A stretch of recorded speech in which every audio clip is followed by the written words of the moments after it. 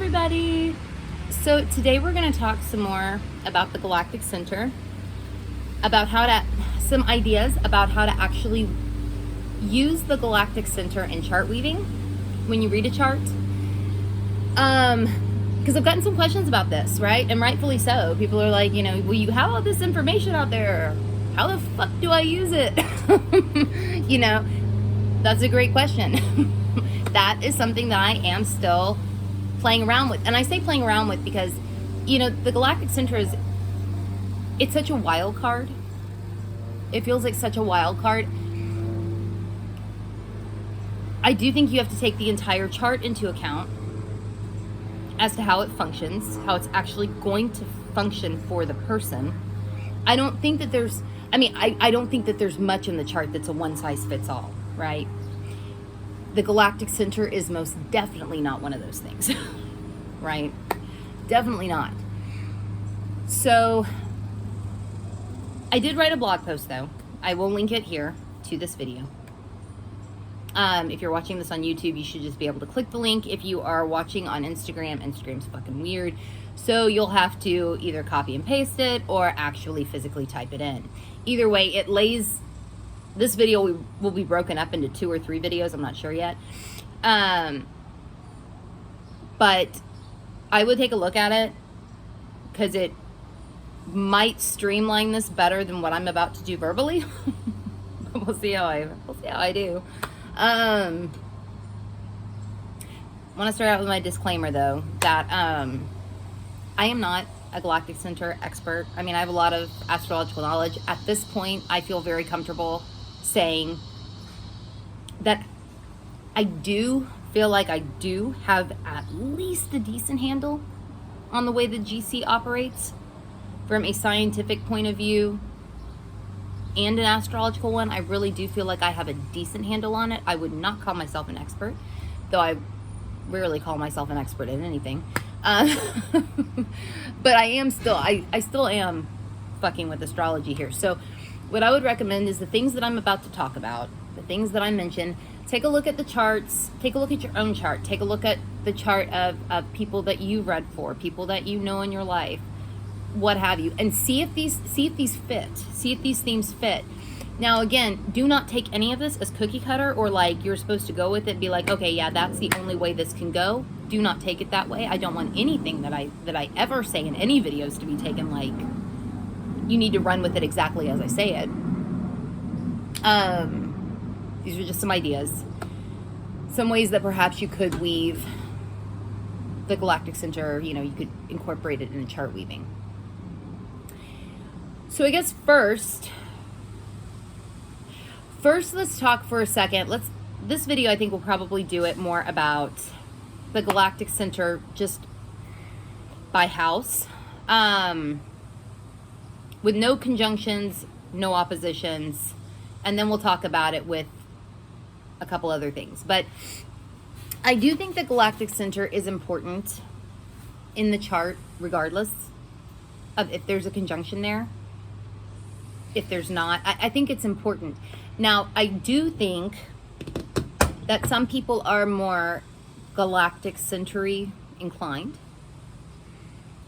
I think having a planet conjunct the Galactic Center, opposing the Galactic Center, I think the Galactic Center probably does function more prominently in their life, but I still think that you could read a chart and incorporate it even if there is nothing there. I think you could, and I think you probably should, because the Galactic Center exists regardless of if it's going to be in the chart regardless if there's anything conjuncted or not. The anti-center is going to be in the chart regardless if there's anything conjuncted or not. So you're still going to have, by house, you're still going to have that house that the Galactic Center falls in. It's going to have a lot of energy at it. Now, for this, if there's no planet conjunct the GC, I might think I would tighten the orb a little bit probably. I would say anything from like, I don't know, maybe 21, 22 Sagittarius to like 0 Capricorn. Something like that. So that's the orb that I would be looking at as, and that's literally just fucking around for a second. I would tighten the orb though. If there's no planet there to attach to the GC, I probably would tighten the orb there. And I mention that because sometimes you might have, now if you're using whole signs, this won't apply to you. But if you're using Placidus or whatever else, you might have a chart where, I don't know, let's say the second house cusp starts at 23 Sagittarius. That would technically put the GC in the first and the second, that from that window of orb I was talking about.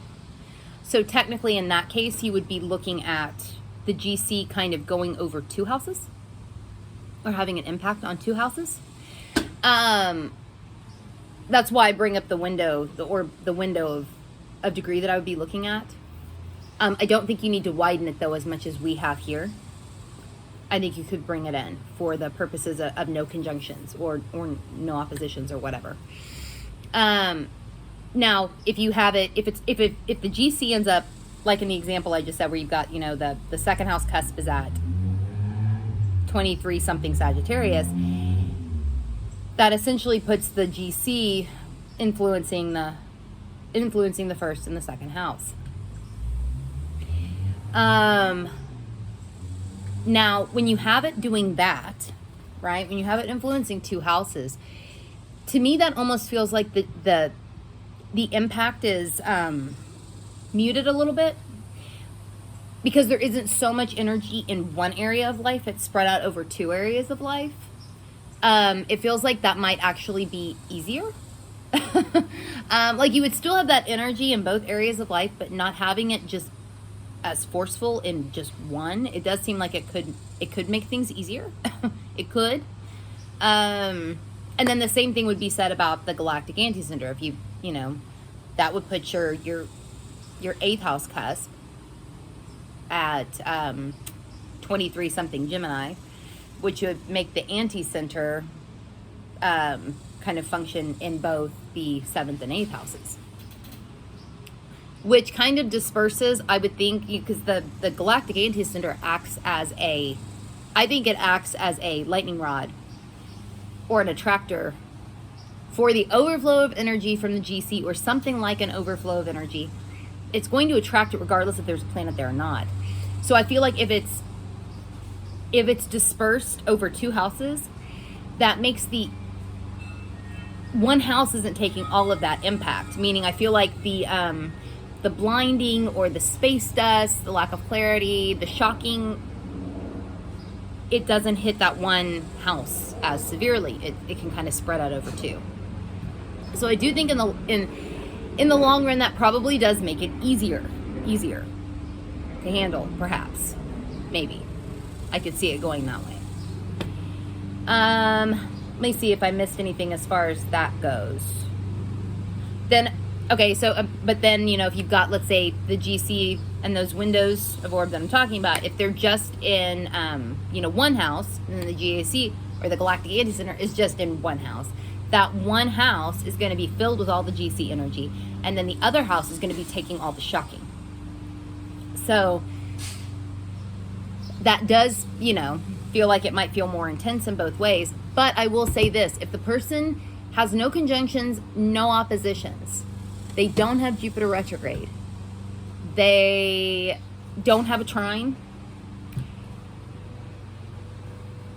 I might not think this person, like, I think they'll feel this. Don't get me wrong, I think they'll feel it. I think it will be felt. I do wonder how intense overall it's felt. I might think that transits to this might be when it's felt the most. Transits over these parts of the chart. Again, this would depend on your entire chart and what's going on in it, and what these transits are also doing to other parts of your chart. But I might think that this this gets lit up the most, obviously, by transits. Or even in synastry, somebody's personal planet hitting the Galactic Center in your chart, or the Galactic Center. I could see it going that way too. But I do think overall, if you don't have any conjunctions, you don't have any oppositions, you don't have Jupiter retrograde, you don't have a retrograde heavy chart, you don't have a bunch of stuff out of bounds,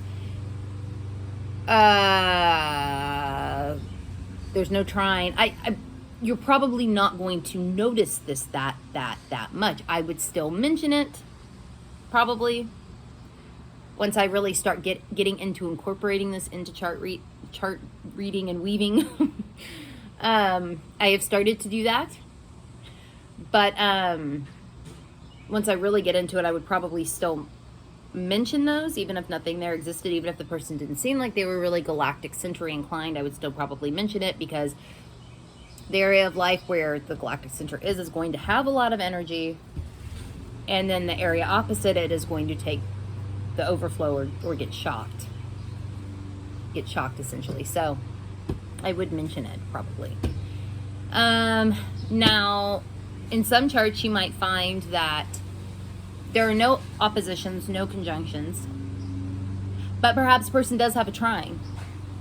Perhaps a person does have Jupiter retrograde. Those people might be a little bit more in tune with what's going on at the Galactic Center. They might not realize that they're in tune with this. They may not think about it like, oh, I'm in tune with the Galactic Center. It might not be like that, but they probably are more in tune with that energy. They are a little bit more tuned in, especially if they have Jupiter retrograde. Now, if they have a trine, let's say they got a trine in Jupiter retrograde, they have a way to translate, right, the energy from the GC to something else in their life. They have a grounding force for the Galactic Anti-Center, even if there's nothing there, because there's still going to be shit going on there. So if they've got a trine, they're still able to ground this stuff and to translate this stuff. If they have Jupiter retrograde, they'll probably be more inclined to know that there's something there to transfer in the first, or translate in the first place, and to ground. If they don't have Jupiter retrograde, they may not be as aware of this, but they'll still be able to probably do it in a more fluid way. That would be kind of where I would go with that. Let me see if I've missed anything about this. No, I think that's pretty good as far as this part of it goes. In the next video, I'm going to go into the other stuff having to do with the Galactic Center and some other ways that you could read it or try to read it. But yeah, I think primarily, I mean, I would still incorporate it, but I think really, if there's no conjunctions, no oppositions, the person probably won't feel it quite as much. I would still mention it in chart reading, but they're probably not going to notice it as much overall. They have Jupiter retrograde, they probably will in some way. They have a trine, they have a nice way to translate whatever it is they might notice. Anyway, I'm going to get going. So, if you want to follow us on Instagram, you can find us at Let's Fuck With Astrology. I'm at Saturn Season Astrology on Instagram. Natalie is at Apaterno Astrology on Instagram. If you want to subscribe and like and shit on YouTube, go search for Let's Fuck With Astrology in the YouTube search bar. Eventually, I know I've mentioned this before, eventually these longer videos, these videos that I do will be moved to YouTube. I mean, they'll stay on Instagram, the ones that are there, but eventually the full videos, I might do like previews on Instagram, but eventually the full things will be on YouTube. So if you haven't subscribed, I would, if you watch these, because eventually down the line that will happen. If you do the Reddit thing, join us on the subreddit, Let's Fuck With Astrology. And if you're interested in the star cards, go to letsfuckwithastrology.com/star-cards. Okay, y'all. I'll see y'all later.